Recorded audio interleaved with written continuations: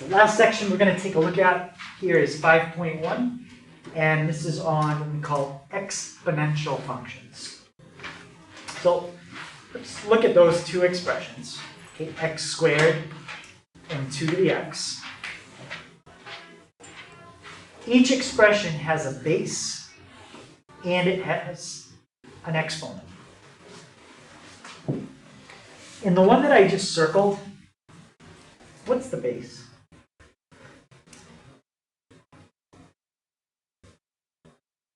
Sarah?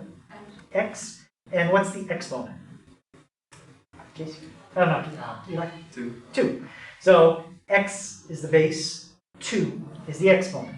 Now, in the one next to it that I circled in red, that's red, in case you didn't, that's still red, by the way. In the one that's circled in a more bold black, the base is 2, and the exponent is x. So it's a big difference between whether your variable is in the base or it's in the exponent. If it's in the exponent, that's what makes it an exponential expression. Okay, so that's what we just went through, identifying which one was the base, which one was the exponent. And when you have something like what's on the left, that I just pointed to, that's a polynomial. A polynomial is when you have a variable in the base and a non-negative integer as an exponent. X cubed, 5x squared, negative 3x to the 5th. Okay, those are all examples of polynomials. But when you put the variable as an exponent, okay, so that's one thing you have to do. Make the variable an exponent, and the base is a positive real number not equal to 1. We call that an exponential function, or exponential expression, if it doesn't have an equal sign. This is an exponential expression. This is an exponential function. Or you could also call it an exponential equation, because I added an equal sign. So we're going to look at solving problems like that, but that one wouldn't be that easy to solve. Okay, so we'll get to that eventually. One like this would be a little easier. What would the answer to 2 to the x equals 8 be? X equals 3. Yeah, it would be x equals 3, and that one's easier because the number on the other side is a power of your base. If the number is a power of the base, it's simple. If the number isn't a power of the base, well, then it's not quite as simple. And we'll talk about how we would solve that at some point, but not today. Now, in order for something to be an exponential function, I said that you have to have a variable in the exponent, and you have to have a base that's a positive real number not equal to 1. Why not equal to 1? What would happen if the base was 1? I got a variable that's an exponent, so I got that. But what's going on when you have a base of 1? Yeah? It will stay 1. It's always going to stay 1. Right? If you were to try to graph this on the calculator, that's not going to be exponential. That's just going to be a horizontal line at 1. Might as well just graph y equals 1. Okay? So the base has to be a positive real number, but not 1. Decimal? Sure. 0.5, 0.10, or 0.6, 0.14, 1.8. Those are all fine. Just not 1. And not negative. So let's take a look at an exponential function. Let's graph it and just see what it looks like. So 2 to the x. How far left and right does it look like that graph is going to go? Okay. Infinite. Yeah, it's going to go to the left forever, and it's going to go to the right forever. And that's because the formula I picked was, I think I did 2 to the x. You can raise 2 to any power that you want. You can raise 2 to the 0 power, the first power, the second power, 4.5. Okay, you can plug in any number you want for x, positive or negative. And that's true for all exponentials. No matter what type of exponential you are graphing, the domain is always all real numbers. Now, how about the range? Does that graph go up and down forever? What do you think? Does it look like it goes up and down forever? Oh, Casey?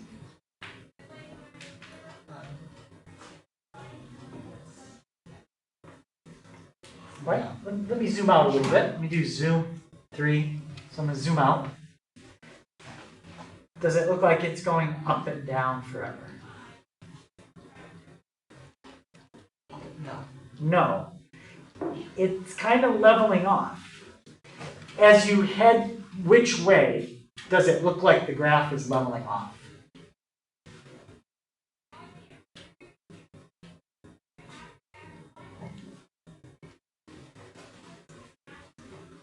Is that? Towards negative infinity. Towards negative infinity, right? It looks like it's leveling off. And let's think about what that would mean. Let's see what happens if you start trying to plug in negative numbers for x into our formula. Let's try like negative 3.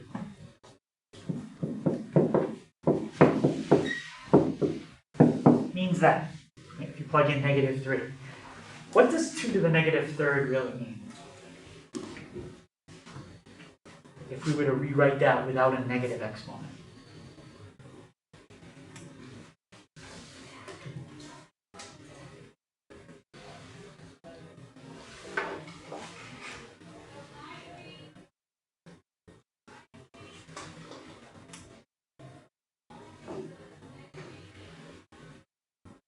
Tyler? It's going to be a positive. I agree, it will be a positive number. Can you tell me how to rewrite that without a negative exponent?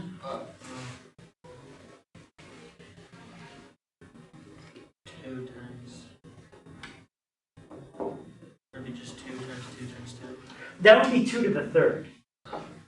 2 times 2. It has something to kind of do with 2 times 2 times 2, but what does that negative exponent do to it? Yeah? Don't you put that under 1? You put that under 1. So what would that equal?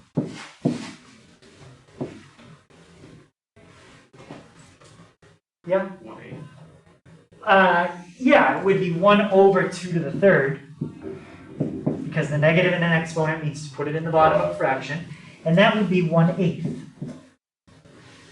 Now, let's go even more negative. Let's do like negative 6. That's 2 to the negative 6th, which means 1 over 2 to the 6th. Which now, what's that going to be? 2 to the 5th is 32, so 2 to the 6th, that's 1 over 64. Those fractions that I just circled, as you go more and more negative, what is the fraction getting closer and closer to? Yeah. 0. It's approaching 0. That's why the further to the left that you go on this graph, the closer and closer you get to 0. But will you ever reach 0? No. Even if you raise 2 to the negative 100th power, that's 1 over 2 to the 100th power. It's an extremely small number, but it's still not 0. So that means we have a horizontal asymptote at y equals 0 in this graph. So exponential functions will always have horizontal asymptotes. Always. Now, it might not always be at 0. All I can say for sure is it's going to be there. If you shift it up or down, we could change where it is. Like if you did this, okay, you still have a horizontal asymptote, but I shifted it up 3. So now it's at 3. Okay. And we're going to talk about transformations just like we have everything else in a little bit. So, domain, all real numbers. Again, remember that when you're dealing with an exponential, a has to be a positive real number, not equal to 1.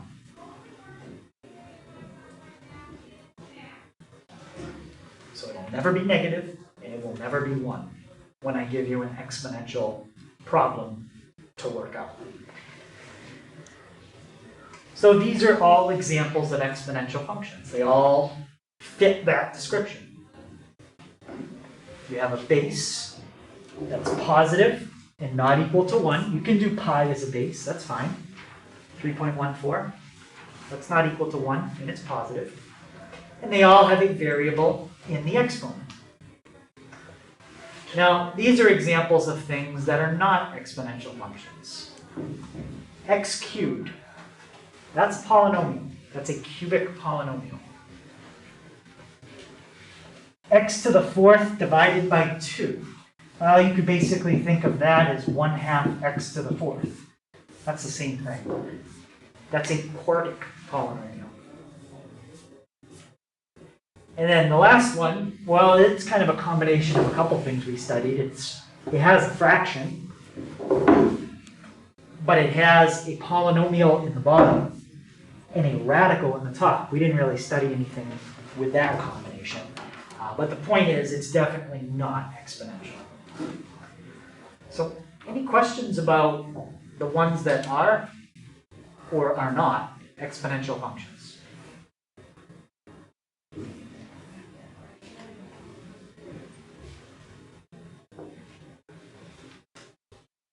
Okay.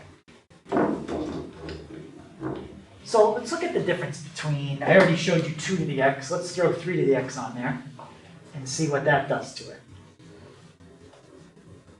So here's 2 to the x, here's 3 to the x.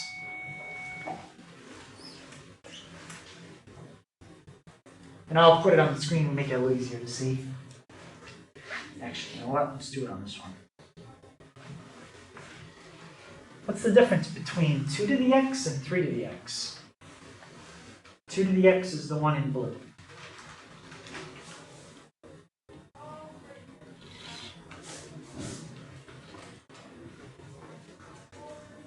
Jake? 3 to the x, kind of like terms up faster, more steep than x, or 2 to the x.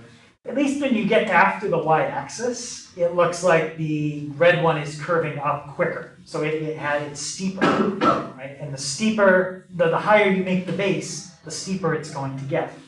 If I put in a graph of 4 to the x, it would be a little bit steeper than both of those. Right?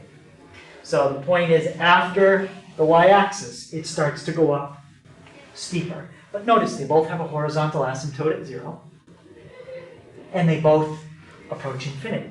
So they do go up forever. It does not just stop right there. That keeps going. Okay.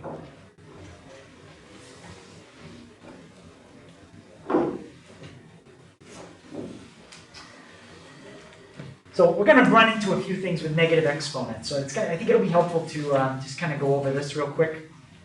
That explains what to do if you have a negative exponent.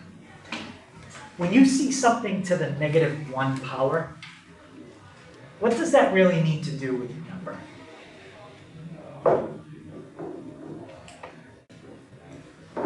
Anything raised to the -1 power, it just takes your number and does what to it? Yeah? It flips it, right? It's basically just, it's the same rule we talked about before, except you only have one copy of 5 in the denominator. So we just say 1/5. So when you have something to a negative power, it means to take what you have and flip it. All right, so now let's think about this a little bit. A to the -x. Let me write that over here. A little bigger so you can see it. What number could I pretend like is in front of x? And just be careful because there's a negative there as well.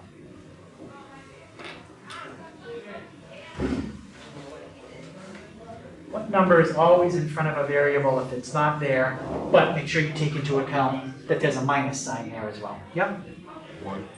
And so our Oh, number negative really is -1. -1. Right? It's like having -1 and an x. And what operation are we doing right there? With the -1 directly next to the x. What are you doing with those two? Yep. Multiplication. There's a rule for when you multiply things together and it ends up as an exponent. Does anybody remember what the rule is? There is a rule for when you multiply two things together and that becomes your new exponent.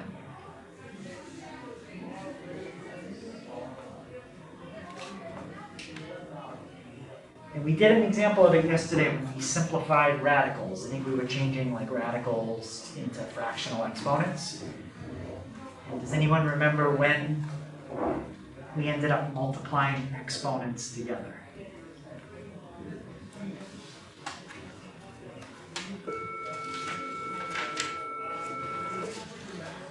Well, you add exponents, right? If you're multiplying things with the same base, like x cubed times x to the 4th, that would be x to the 7th. So you add the 3 and the 4 to get 7. When would you multiply exponents together? If you had a what?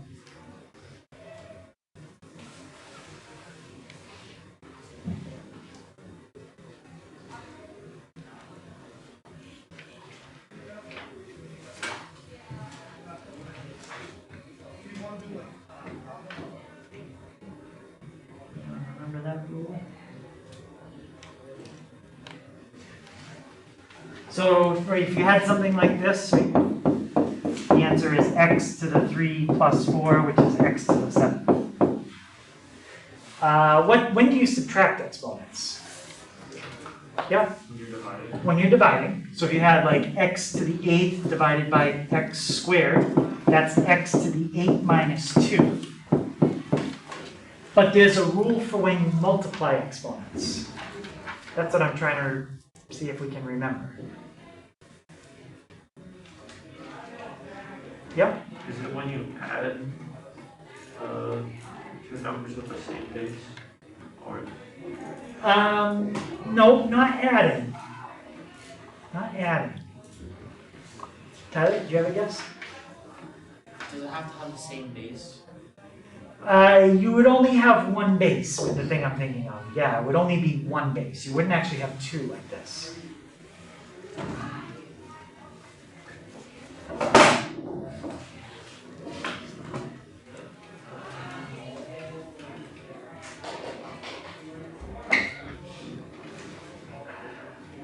don't know another way to say it without saying it. It's just another one of those basic exponent rules. There's a time you add exponent, a time you subtract exponents, and a time you multiply exponents. So there's one more type of situation. This is multiplying with the same base. This is dividing with the same base. And Ethan, do you have a guess? I was just gonna ask for the first letter of it. The name of the rule? Yeah. I guess you could say P.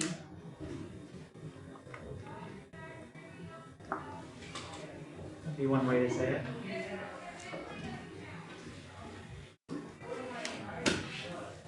Well, what would you do here? What would the answer be? Yeah, maybe one would be for x to the 12. that's x to the 12th. So what is, anybody remember what that situation's called? It's a,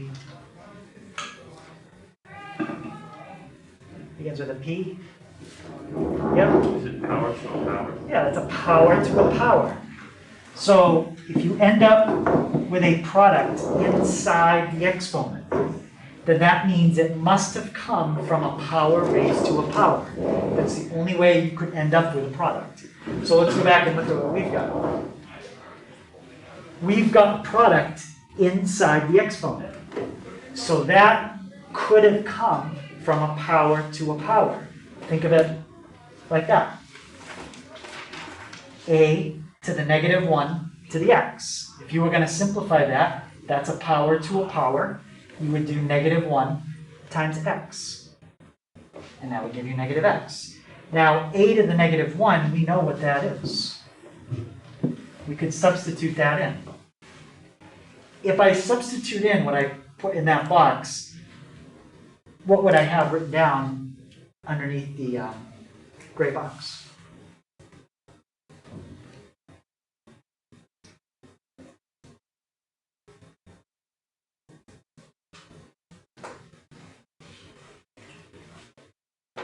Would it be 1 over a to the x?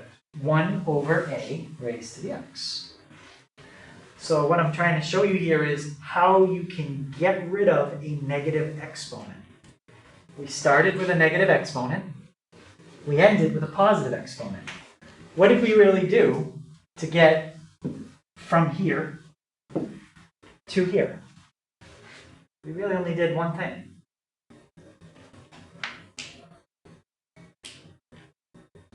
And see what we did, Tyler? Just remove the negative.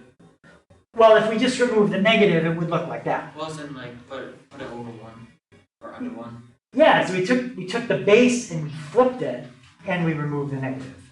So, like, what if I have this? 5 to the negative x. What would that be if we fixed it so it didn't have a negative exponent? Yeah, Tyler? 1 over 5 to the x. Exactly, 1 over 5 to the x. And that's important to be able to do because anytime we want to look at exponential functions, you don't want to try to think about an exponential function with a negative exponent. Okay? You only want to think about it if it's positive. And that's how you can make it positive. Take your base, flip it, and then it becomes a positive x. All right? Any question on that? We're going to do that again, I think, on the next one. We'll have to do something like that. Hey, is this pre-cal? Thanks, Mr. Lloyd. Is this pre-cal? All right. So let's take a look at these two graphs. Okay, and I want to compare them. But the problem is one of them has a negative exponent, and it's kind of hard to compare when it has a negative exponent. So let's get rid of that right away.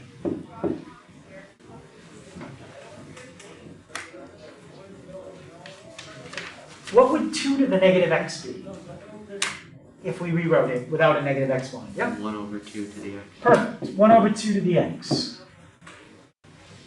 So let's graph each one of those, and I just want you to see what they look like. And I think you might recognize what they're called. One of them is something, the other one is something else. So 2 to the x, I'm just going to do 0.5 to the x. We'll do zoom 6. Okay, there's 2 to the x. And here is 0.5 to the x. Okay, those are reflections of each other. They are mirror images, okay, over the y-axis. The one in blue is what we call an exponential growth graph, and the one in red is an exponential decay. So what I want to look at is the domain and the range of each of them. Okay, let's start with, let's see, 2 to the x, that was in blue. So I'm just going to put that blue, and the other one was red. All right, let's start with the blue one. What's the domain of f of x?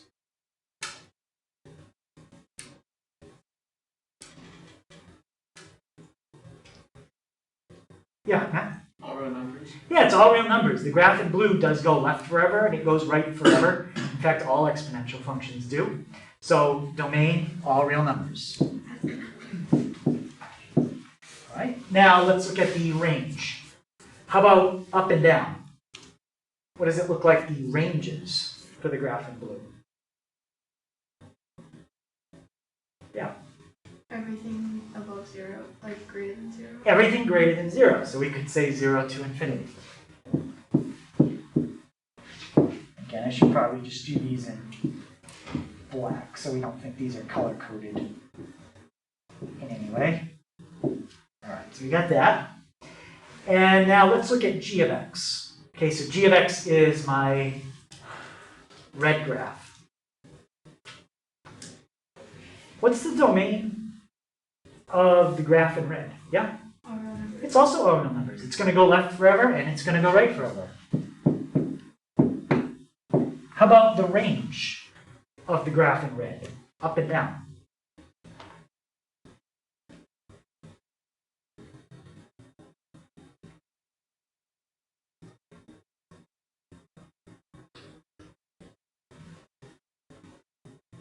Tyler? Be infinity to 0.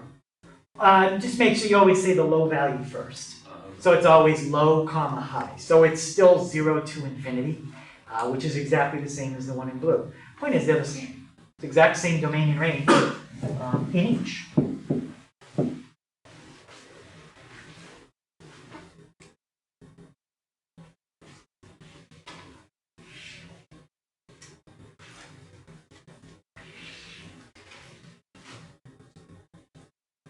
Okay, questions on that? So the point here, it doesn't really matter if you have 2 to the x, 3 to the x, 5 to the x, 12 to the x. These answers would stay exactly the same. If this base changes to some other positive number, those graphs might get a little steeper, but it wouldn't change the domain and the range. So now we're just going to try to generalize what I just said. So now I want you to think of not specifically 2 to the x or 1 over 2 to the x, but pretend like a is any positive real number that you can think of. 3, 4, 5, 6, doesn't matter. A to the x looks something like that. 1 over a to the x looks something like that. So let's think about the a to the x first. That's an exponential growth graph. As you head to the right, okay, as x approaches infinity, what's my y value approaching in a graph that looks like that? As you head to the right, my y value approaches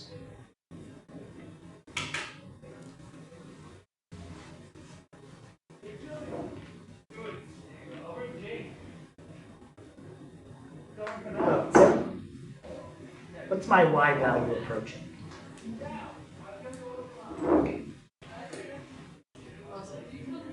What is it?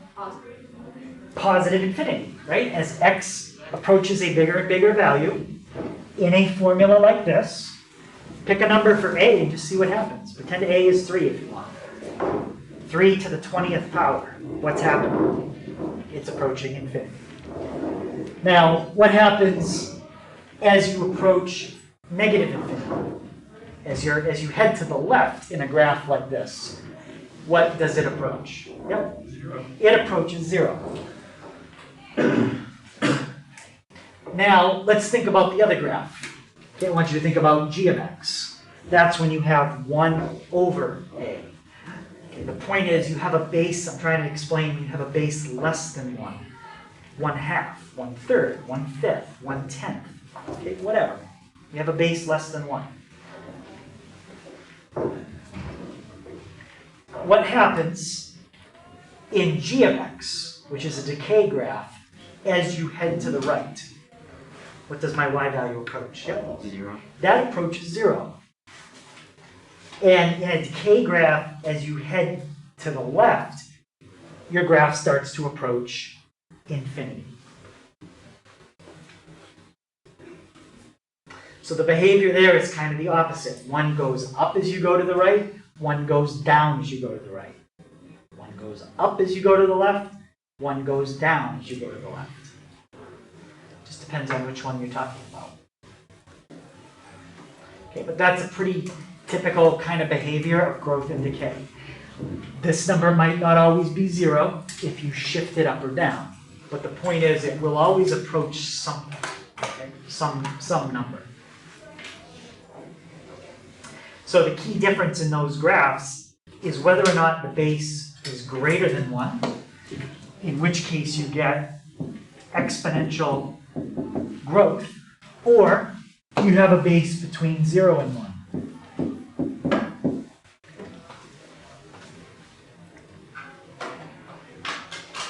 Think about taking a number between 0 and 1 and raising it to a power. Take like a half. That's between 0 and 1. Raise that to a pretty big power. That's half of a half 20 times. That's going to get very small. When you raise numbers between 0 and 1 to a power, they get smaller. When you raise numbers bigger than 1, like 2, to a power, they get bigger. So that's what controls whether or not you have a growth or a decay graph. You look at the base.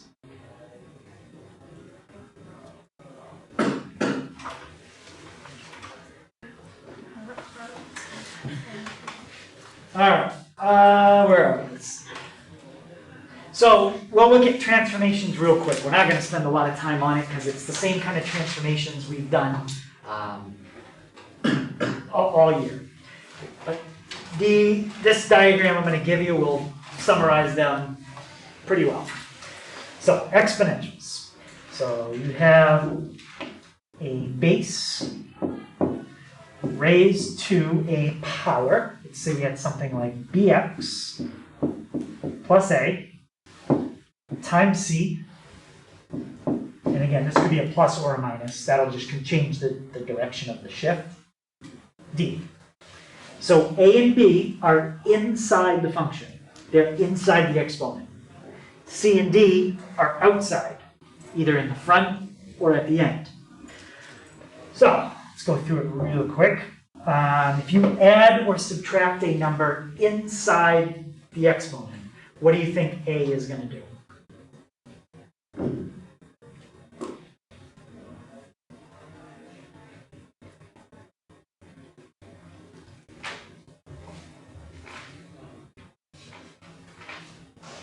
Well, anytime you add or subtract inside, like if it was a square root, that would be inside.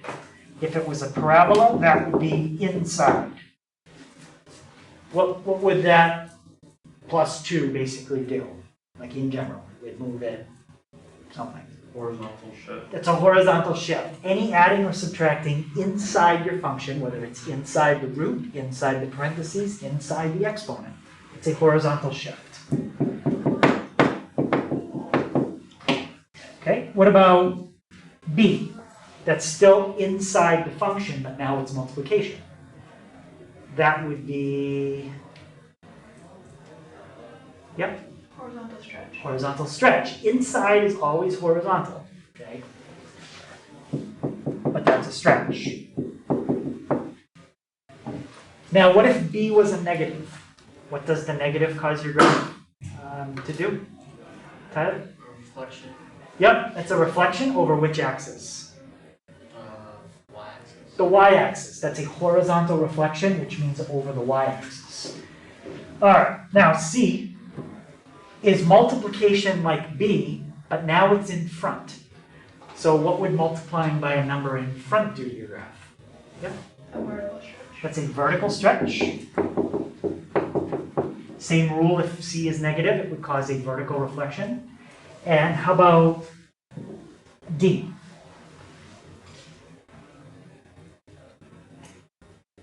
D would be, yeah, Vertical shift. vertical shift. C and D do exactly what you would expect. If D is positive, it's up. If it's negative, it's down. If C is a big number, it stretches the graph bigger. Small number compresses it smaller. A and B are backwards.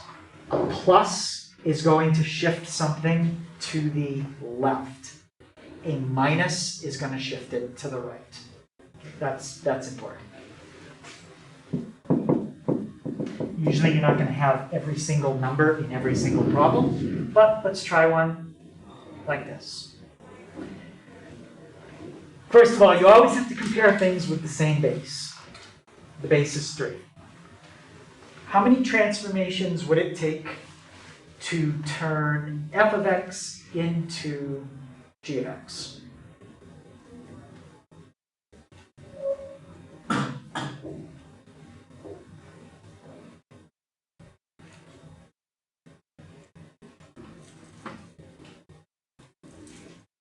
I don't want to know what they are, I just want to know how many.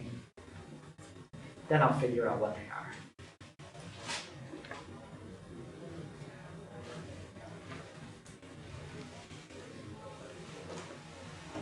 Matt? 3. Yeah, good, it's 3. So we got 3 transformations. Let's write them down. Matt, can you tell me what the first transformation would be there? Vertical shift. Sorry, vertical stretch by 2. Can you just say that again? Vertical stretch by 2. I agree that we do have a vertical stretch by 2, but I'm not going to call that the first one. I'm going to call that the second one. Vertical stretch by factor of 2. So we still need that first one. Sarah? Horizontal shift left. Which way? Left. Yes. Let's say horizontal shift left 1 because A is always the first thing you write, then B, then C, then D. All right, so shift left 1. So shift left 1, and the only thing we haven't looked at now is the -5, and the -5 would do what? Yep. A vertical shift down 5. Yep, shift down 5. So that's the kind of problem you would most likely see with a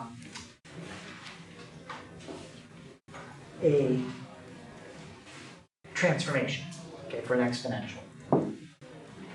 I'm going to hold off on that because that's going to tie in with something we do next time. All right. So the last thing I'm going to show you guys is a couple formulas, or the 2 formulas really, for exponential growth and exponential decay in a word problem. So in order to write an exponential growth formula, okay, a couple things you have to know. First, you have to know an initial amount. It could be a population, could be number of bacteria, could be acres of forest, could be anything. But you got to know how much you're starting with. Then you multiply that by 1 plus r to the t. Okay. R is the rate of increase. So let's say I had a population of a town going up at 12% every year. R would be 0.12, not 12. Okay, you have to write your rate of increase as a decimal. And T, I didn't label that, but that's just time. It's usually measured in years. And that's the exponential growth formula. If you change one thing in that formula, it becomes exponential decay. What do you think would change in that formula to turn it into decay? Yes, Ethan? Plus to a minus. Change the plus to a minus. So instead of 1 plus r, it becomes 1 minus r.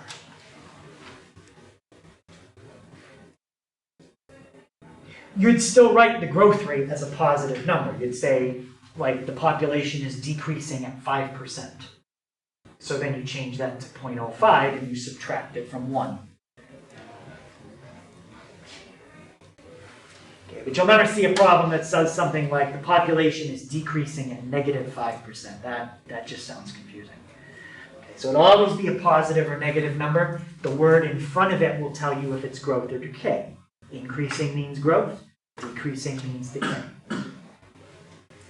Variables mean the same things they do in the top one.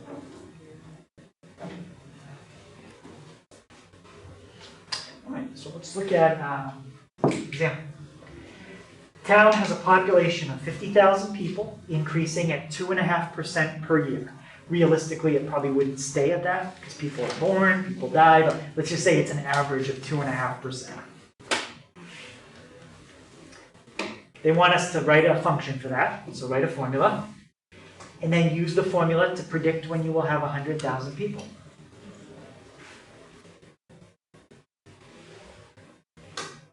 All right.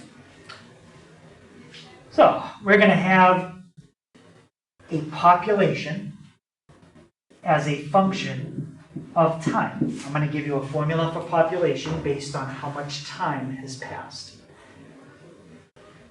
since the initial amount. Okay, first thing we start with is initial amount. What's the initial population in this problem? Yeah, 50,000. 50,000. What goes next to it in parentheses?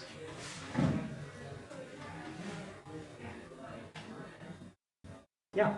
1 minus, no, 1 plus. Right, 1 plus, because it says the population is increasing, that's growth. So 1 plus, 0.025. yep, now I need my growth rate. So remember, to change a percent to a decimal, you move it 2 places to the left. That's 0.025. So 0.025. And the exponent, what do we use for my letter on that?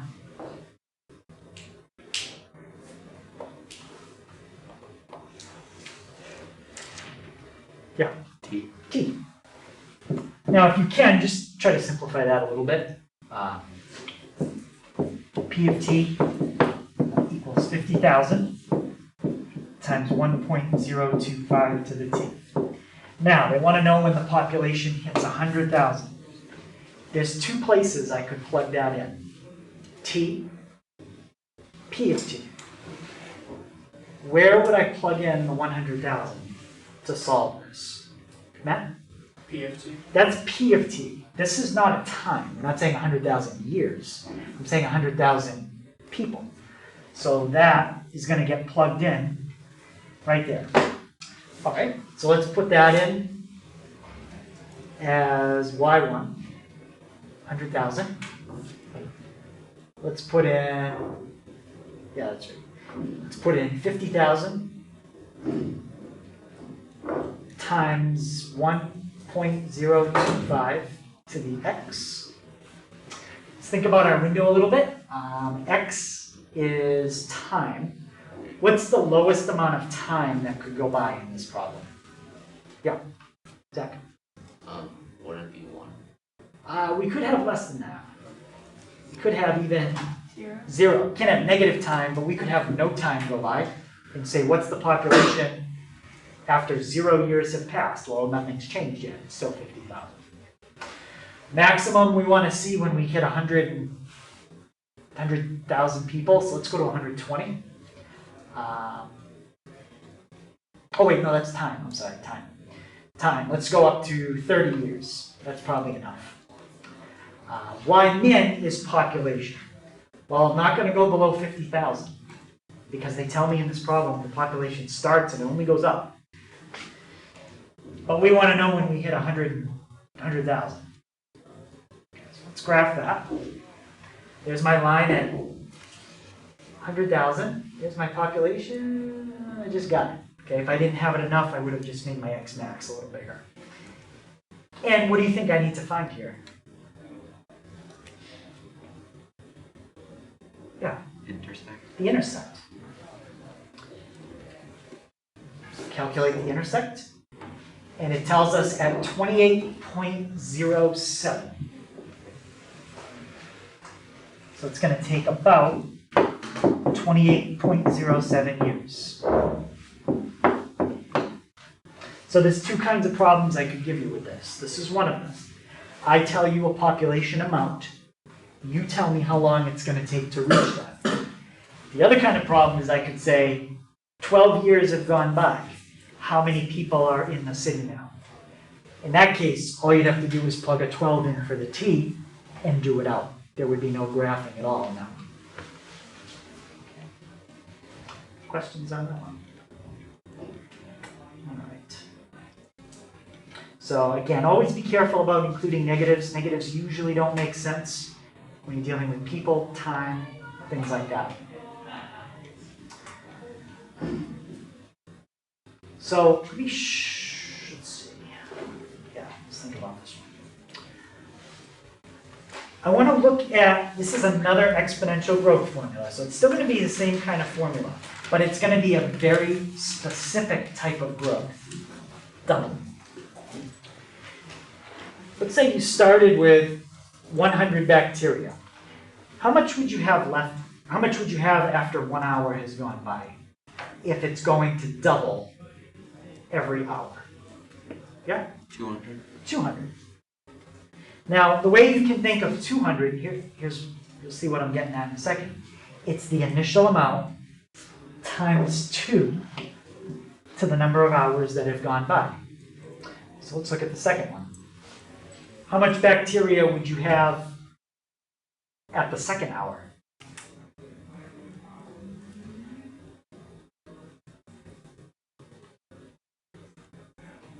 Oh, Abigail?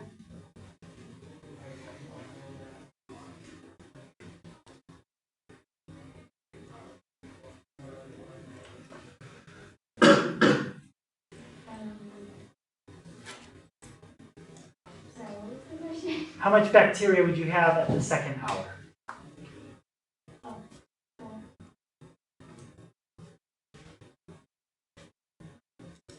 How much?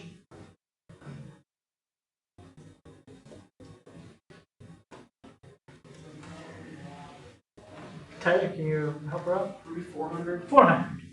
And again, the way I want you to think of it, because I'm trying to find a pattern here, it's the initial amount times 2 to the number of hours that have gone by. How much bacteria would you have after 3 hours? Yep. 800. 800, which again is the initial amount times 2 to the number of hours that have gone by. Because after 1 hour, it will have doubled once. After 2 hours, it really will have doubled twice, which means it's 4 times the size. Doubling twice is 4 times as big. After 3 hours, it will have doubled, doubled, and doubled. That means it's 8 times as much as you started with. So what do you think the formula is going to be under that box?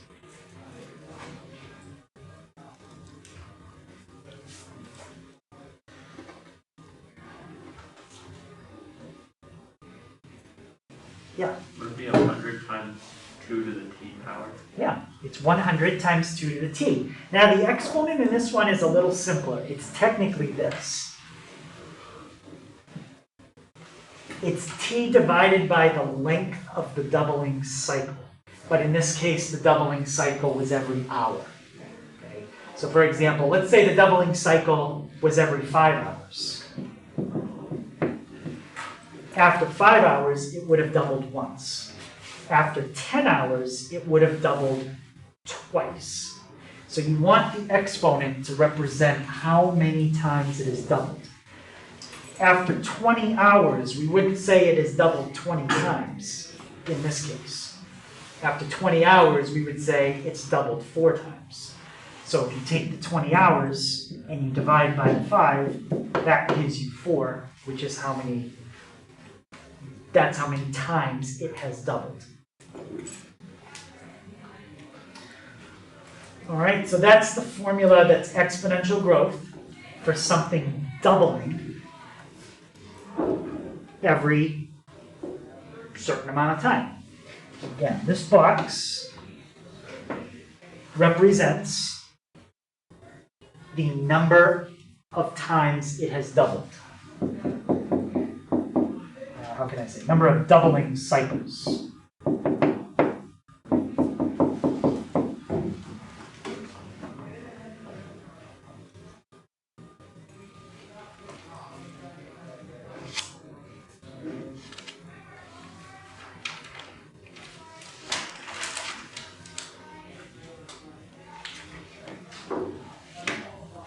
So it's very similar to the other exponential growth formula. You have an initial amount. It's just this is not 1 plus r. It's a specific number because we're always talking about something very specific. Doubling. And the opposite of something doubling is halving every so often. That's called, where is it? Half-life. There's only one change you'd have to make in that formula to turn it from a doubling formula to a half-life formula. What do you think would change in this formula to turn it from doubling to halving? Yep. The 2 would become 1/2. The 2 would become a 1/2. That's it. So half-life, you talk about that a lot when you study like nuclear. Like nuclear radiation. Half-life is the amount of time it takes for half of a radioactive substance to disappear. And half-lives for nuclear material can be very long. That's why if there's like a nuclear accident somewhere, you might not be able to go back there safely for 100 years because there's so much radiation. Maybe it takes 10 years for half of the pollution to go away. So if you have 100 units of pollution, 10 years later you have 50. 10 years later you have 25. 10 years later you have 12 and a half. And then 10 years later you have half of that. And eventually it gets low enough that it's safe to go back. But until that time, it's not safe. Half-life is the amount of time it takes for half of something to break down and disappear. All right. And we can do an example of that one next time, but it's very similar to the population growth. We started with 50,000 people. Usually they give you an amount you start with, and they might say how long before you have 2 grams of nuclear material left. Maybe you start with 7. How long to get to 2? And it involves graphing and finding an intercept. But we can practice one of those next time if you want. And that's it. All right, so that's exponentials.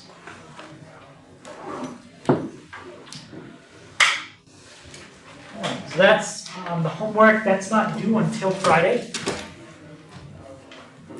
So 4 through 7, 19, 25, 27, 31, 35, and then it skips to 47 through 49 and 57. Okay, reminder, I am available today for extra help if anybody needs any.